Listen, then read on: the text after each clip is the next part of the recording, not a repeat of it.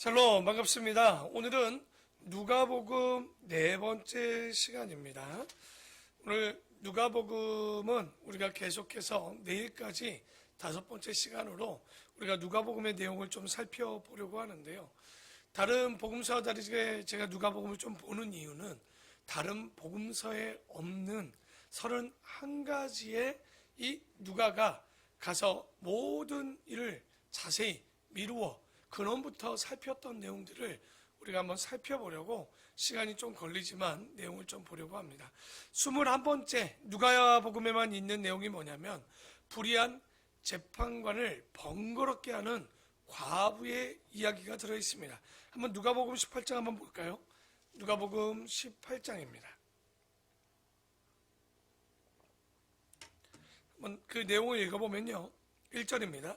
예수께서 그들에게 항상 기도하고 낙심하지 말아야 할 것을 비유로 말씀하여 이르시되 어떤 도시에 하나님을 두려워하지 않고 사람을 무시하는 한 재판관이 있는데 그 도시에 한 과부가 있어 자주 그에게 가서 내 원수에 대한 나의 원한을 풀어주소서 하되 그가 얼마 동안 불의한 재판관이 듣지 아니하다가 후에 속으로 생각하되 내가 하나님을 두려워하지 않고 사람을 무시하나 이 과부가 나를 번거롭게 하니 내가 그 원한을 풀어주리라.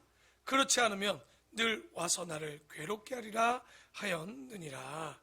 주께서 또 이르시되 불의한 재판관이 말한 것을 들으라. 하물며 하나님께서 그 밤낮 부르짖는 택하신 자들의 원한을 풀어주지 아니하시겠느냐. 그들에게 오래 참으시겠느냐.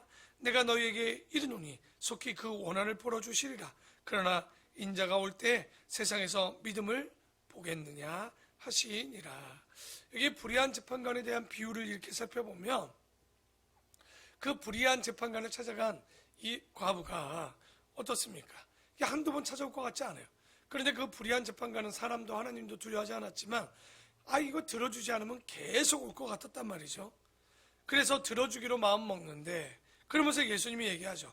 불의한 재판관의 말도 들었는데 하물며라고 얘기하는 건 하물며 하나님은 불의한 재판관이 아니라는 얘기입니다.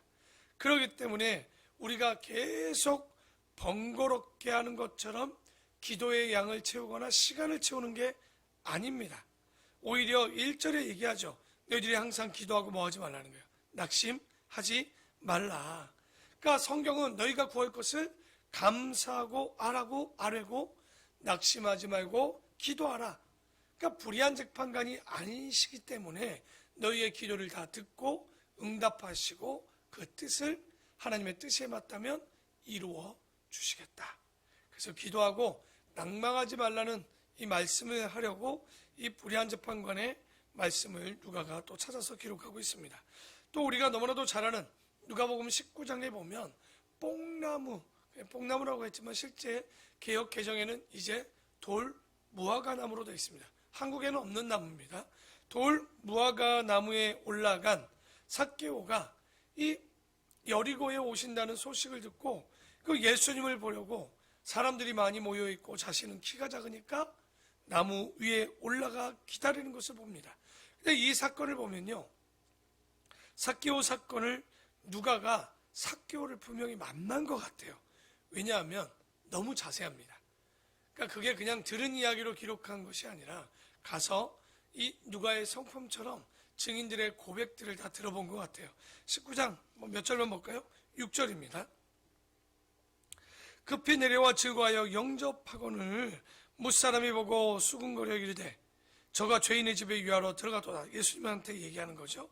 삭개오가 서서 주께 여짜오되 주여 보시옵소서. 내 소유의 절반을 가난한 자들에게 주겠사오며 만일 누구의 것을 속여 빼앗은 일이 있으면 내 갑절이나 갚겠나이다. 지금 이 삭개오가 예수님을 만난 다음 이후에 자신의 재산을 다 해서 자기가 혹은 남의 것을 토색한 것이 있다면 4배로 그리고 자기의 소유의 절반을 가난한 자에게 주겠다는 거죠. 남는 것도 하나도 없을 텐데 이 예수님이 말한 것도 아닙니다. 스스로 이 율법을 어떻게 알았는지 출애굽기에 있는 이 내용을 가지고 정말 삭개오가 하나님 앞에 그 스스로 드려진 내용들이 나오죠. 그러니까 우리가 삭개오 장면을 보면요, 삭개오가 누굽니까? 세리 아닙니까? 세리가 누굽니까? 솔직히 그 시대에 돈을 쫓던 사람입니다. 그러나 삭개오의 이 행위는 정확히 보여줍니다. 돈, 물질의 신인 맘몬과 하나님은 절대 동시에 섬길 수가 없음을 보여주는 내용과 같습니다. 여러분, 물질 좋습니다. 그러나 물질에 매이는 순간 하나님이 있을 수가 없는 거예요. 함께 있을 수가 없는 거예요. 하나님을 알고 그 물질을 우리가 정말 그것에 매이는 게 아니라 그것을 창조의 목적처럼 다스리고 지키고 정복할 수 있는 그런 우리가 되기를 좀 소망합니다. 또 23번째는 뭐냐면요, 부자의 헌금과 과부의 두 렙돈의 헌금에 대한 이야기입니다. 21장입니다. 21장 1절에 보면 예수께서 눈을 들어 부자들이 헌금함에 헌금 넘는 것을 보시고 또 어떤 가난한 과부가 두 렙돈 넣는 것을 보셨습니다. 그러니까 예수님께서 이 두 렙돈 넣는 여인을 봤는데 그게 얼마냐? 지금 돈으로 하면 한 1,500원 정도 되는 거예요. 정말 크지 않는 돈입니다. 그런데 3절에 이르시되 내가 참으로 너희에게 말하노니 이 가난한 과부가 다른 모든 사람보다 많이 넣었도다. 1,500원 넣었는데요. 저들은 자 보십시오. 4절이 중요하죠.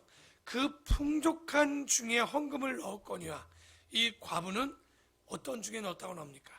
가난한 중에 자기가 가지고 있는 생활비 전부를 넣었느니라. 그러니까 우리가 항상 헌금 생활이나 물질 생활을 보면 있을 때 헌금하겠다라는 마음들이 참 많이 있죠. 있을 때 더 드린다는 얘기를 갖지만 이 예수님의 마음을 보면요, 이 가난한 과부도 그냥 가난한 과부가 아닙니다.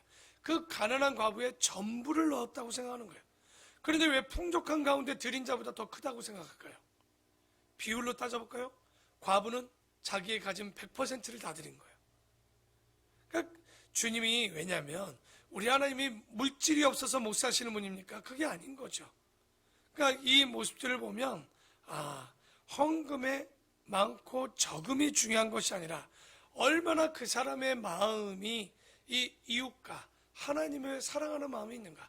우리가 주님께 드리는데 아깝다? 이미 여러분 그 예물은 그 주님이 기뻐 받으시겠습니까? 또한 부담이 너무 없다? 그 또한 예물을 받으시겠습니까? 우리가 심적인 부담 가운데 금액은 절대 아닙니다. 왜? 하나님이 그런 것에 궁색한 분은 아니지만 적어도 없어도 이 정성으로 드리는 이 두 렙돈을 드렸던 과부의 마음처럼 우리가 요즘도 보면 그래요. 우리 신앙생활의 물질생활을 보면 커피 10,000원짜리 먹는 거 되게 쉽게 생각해요. 근데 하나님 앞에 그 얼마를 드릴 땐 되게 아까웁니다. 그러니까 여러분 헌금을 많이 하라 이런 이야기들이 아닙니다. 정말 주님이 우리의 어떤 마음을 가지고 정성을 받기를 원하시는가, 이 두 렙돈 드렸던 과부의 이야기를 통해서 좀 배우면 좋을 것 같아요. 그리고 24번째는요, 우리가 많이 보았을 겁니다. 바리새인의 기도와 세리의 기도에 대한 내용입니다. 조금 다시 거꾸로 들어가서 18장입니다. 18장 9절입니다. 18장 9절에 보면 또 자기를 의롭다고 믿고 다른 사람을 멸시하는 자들에게 이 비유로 말씀하시되 두 사람이 기도하러 성전에 올라가니 하나는 바리새인이요 하나는 세리라.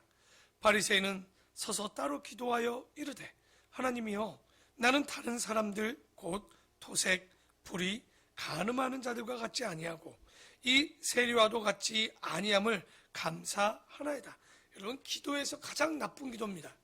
왜냐하면 이 바리새인의 기도는 누구를 지금 다른 사람들 가운데 토색하고 불의하고 간음하는 자들을 비교하지만 여러분 우리는 기도와 절대 감사는요 비교 기도나 비교 감사는 없습니다.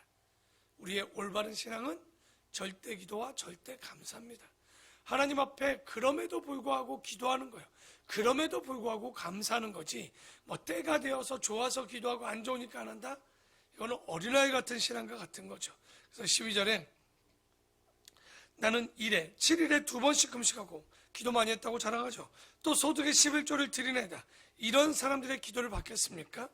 그런데 저 멀리 세리는 멀리 서서 감히 눈을 들어 하늘을 쳐다보지도 못하고 다만 가슴을 치며 이르되 하나님이여 불쌍히 여기소서 나는 죄인이로소이다 하였느니라.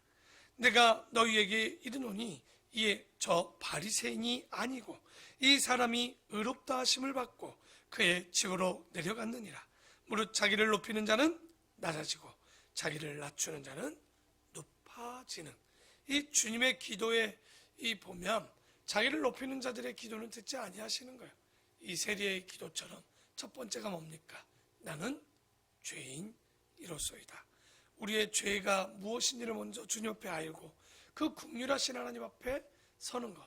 그래서 이 세리의 기도를 부각시키는 내용이 바리새인과 세리의 기도였죠. 25번째는 뭐냐면요, 헤롯 왕 앞에 조롱당하는 메시아가 나옵니다. 우리는 마테마가를 보면 빌라도 앞에서만 우리가 그런 내용이 나오는데, 여기 한번 볼까요? 23장입니다.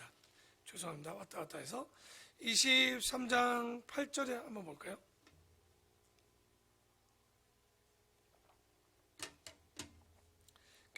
헤롯 앞에서 조롱당하신 메시아를 보게 되는데요. 23장 8절에 보면 헤롯이 예수를 보고 매우 기뻐하니 이는 그의 소문을 들었으므로 보고자 한지 오래였고 또한 무엇이나 이적 행하심을 볼까 바라였던 영고로라. 헤롯이요, 은근히 두려웠죠. 왜냐하면 이게 세례 요한이 다시 살아났나? 항상 이런 마음이 있던 사람인데, 항상 이 사람의 마음에는요, 양심과 또 권력이 갈등을 일으키는, 그러니까 왔다 갔다 하는 이중인격자의 같은 모습들을 보여주는데, 그러니까 그래도 또 궁금한 게 하나 있었어요. 예수님의 기적을 일으키나 보았던 거죠. 여기는 나오지 않지만 요한복음에는 이 헤롯이 예수님께 뭐라고 그러냐면 포도주를 가지고 물을 만들어 보라는 거예요. 거꾸로 또. 그러니까 여러분, 예수님이 만들었겠습니까? 만들지 않았죠. 기적의 목적이 없기 때문에 그래요. 그래서 이런 모습 가운데 9절에 여러 말로 물으나 아무 말도 대답하지 아니하시니 대제사장들과 서기관들이 서서 힘써 고발하더라. 헤롯이 그 군인들과 함께 예수를 업신여기며 희롱하고 빛난 옷을 입혀 빌라도에게 도로 보내니 헤롯과 빌라도가 전에는 원수였으나 당일에 서로 친구가, 나쁜 놈들이 한 마음이 되었던 거죠. 그래서 예수님이 유대교의 제사장들 앞에 섰다가 빌라도 앞에 갔다가 그 빌라도가 다시 헤롯에게 보냈다가 헤롯이 별말 안 하니까 다시 빌라도에게, 아주 이런 예수님을 죽기까지 피곤하게 만드는 인간들이었죠. 자, 26번째는 뭐냐면 포도원 가운데 심겨진 무화과나무에 대한 이야기 나옵니다. 졸지 말라고 왔다 갔다 합니다. 누가복음 13장입니다. 또 계속 쭉 보면 졸릴 수 있어서. 누가복음 13장 6절에 보면 열매 맺지 못하는 무화과나무 나오는데요. 한번 볼까요? 13장 6절입니다. 이에 비유로 말씀하시되 한 사람이 포도원에 무화과나무를 심은 것이 있더니 와서 그 열매를 구하였으나 얻지 못한지라. 포도원지기에게 이르되 내가 3년을 와서 이 무화과나무의 열매를 구하되 얻지 못하니 찍어버리라. 어찌 땅만 버리겠느냐 하겠느냐. 대답하여 이르되 주인이여 금년에는 그대로 두소서. 내가 두릅하고 거름을 줄이니 이후에 만일 열매가 열매한 조건이야. 그렇지 않으면 그제 찍어버리소서 하였다 하시니라. 우리도 마찬가지입니다. 무화과나무님, 여러 비유 가운데 잎만 무성한 무화과나무는요, 예수님께서 한 비유 가운데 한번 기억나시죠? 예루살렘 올라갈 때 무화과나무를 잘라서 정말 불태워버리는 일들이 하나 있었지 않습니까? 왜 그렇습니까? 나무의 목적은 뭡니까? 열매입니다. 분명히 우리가 신앙생활할 때 여러분, 열매가 맺히지 않았다, 교회가 전도하지 않는다, 복음을 전하지 않는다, 삶의 열매도 성령의 열매도 아름다운 결실, 과실이 맺히지 않는다, 믿음의 결과가 없다. 여러분, 우리가 다시 한번 진짜 신앙을 생각해 봐야 돼요. 우리의 삶 가운데 믿음의 열매, 신앙의 열매, 정말 성령의 열매, 삶의 열매를 보시면서 이 가을에 맛있는 건 열린다고 먹는 거에 치중할 것이 아니라 우리의 삶 가운데 주님이 우리에게 주신 시간 가운데, 지금 우리에게 주신 시간이, 오늘 포도원지기가 얘기하지 않습니까? 뭐라 그래요? 그 주인이 이거 잘라버리라 하지만 그 포도원지기가 그래도 또 뭐라 그래요? 3년 동안 한번 보고 그래도 없으면 자르겠다는 거죠. 우리에게 주어진 인생의 종말의 시간이 있습니다. 개인의 종말 시간까지 하나님 앞에 열매를 맺을 수 있는 그런 우리가 되어야 되겠죠. 자, 오늘 마지막으로 아마 성화 중에 여러분 그런 거 볼 거예요. 그림 중에 이렇게 나무 사이에 두 사람이 걸어가는 성화를 보셨을 거예요. 그게 어떤 그림이냐면 엠마오로 가는 두 제자에 대한 이야기가 있습니다. 이게 그 장면이 마지막 누가복음 24장에 나옵니다. 한번 볼까요?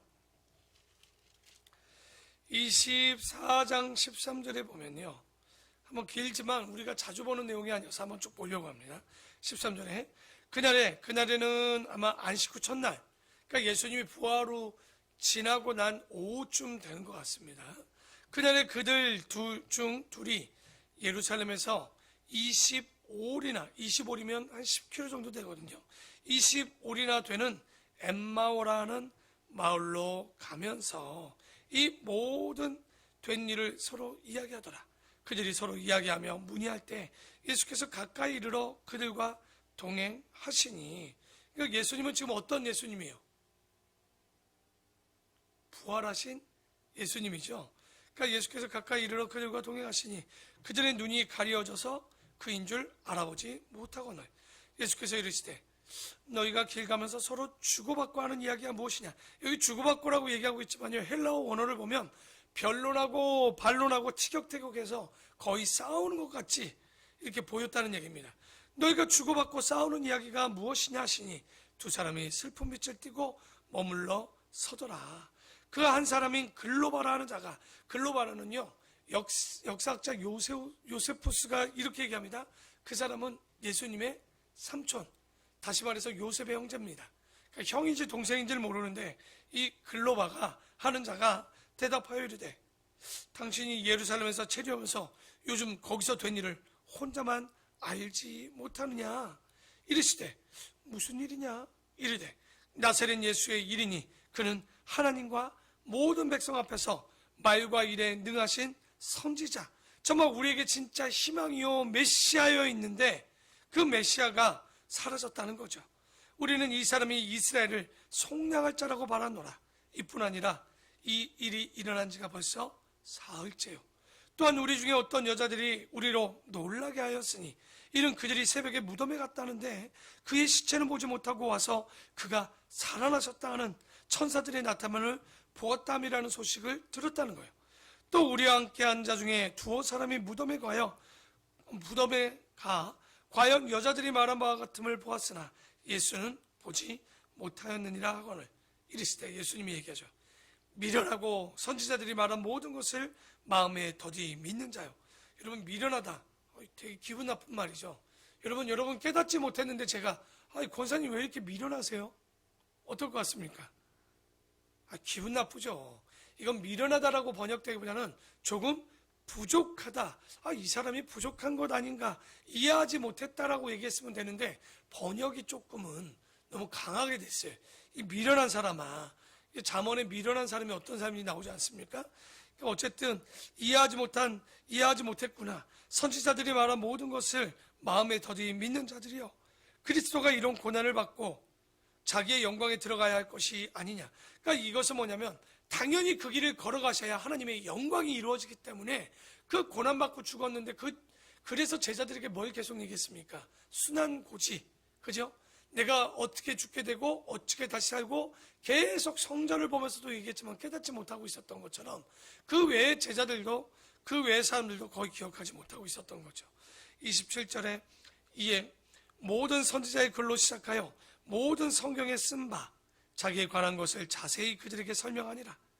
그들이 가는 마을에 가까이 가매 예수를 더 가려하는 것 같이 하시니 그들이 관건하여, 그러니까 예수님은 계속 가시려고 하니까 이 누굽니까? 이 글로바가, 그리고 또 그의 아마 아들로 보였는데 그가 강권하여 이르되 우리와 함께 유하사이다. 때가 저물어가고 날이 이미 기루었나이다 하니 이에 그들과 함께 유하로 들어가십니다. 근데 이 장면을 보면 예루살렘에서 언제쯤 떠났는지가 대략 계산이 됩니다. 아마도 이들은요, 예수님이 부활했다는 안식 후 첫날 부활하셨다는데 별일이 없는 거예요.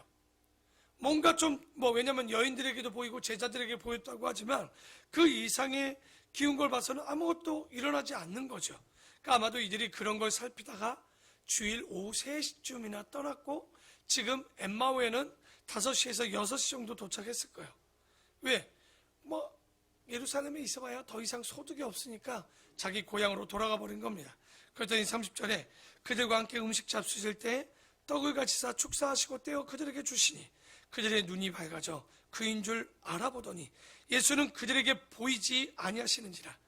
어떻게 알았을까요? 여러분 아까 봤죠? 글로바가 길 갈 때는 예수님인 줄 알았어요? 몰랐어요?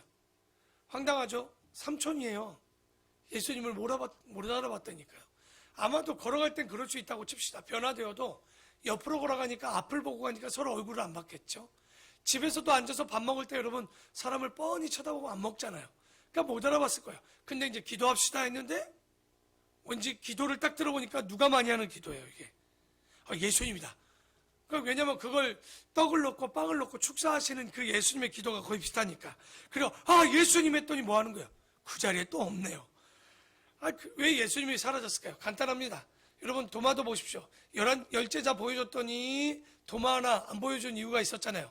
그래서 또 그 도마 하나 잡아놓으러 가면 또 여기 보니까 엠마오로 또 와야 되고 그러니까 한 놈 한 놈 잡으러 다니냐고 지금 예수님이 아주 바쁩니다.